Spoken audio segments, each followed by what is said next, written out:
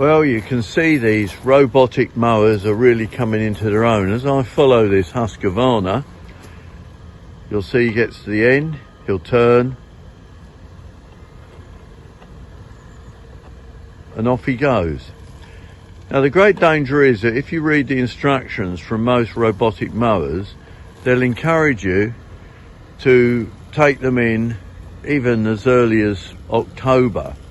But quite honestly, grass is growing still at quite a rate at this time of the year. Okay, we've had a lot of snow up in the north, and you wouldn't leave it out in the snow, would you?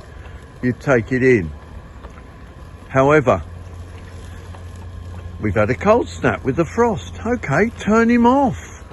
Leave him there. Just put a little cover over him.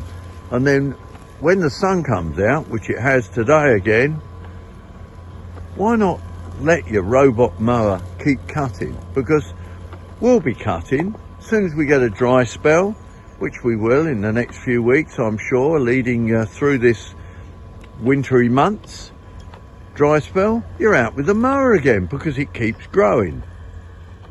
So don't cover all your mowers up. Don't put all your mowers away instantly. That's what I think anyway, because we have to keep cutting.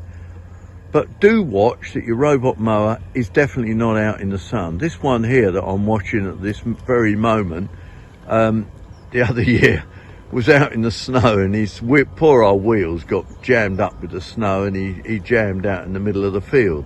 So, you know, be a bit kind to your robotic mower as we watch him off into the sunlight.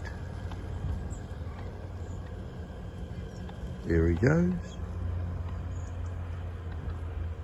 So my message is, don't put your robotic mower away too early in the season.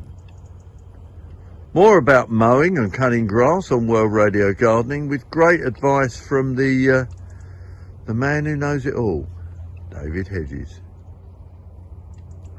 He suggests putting your mower away.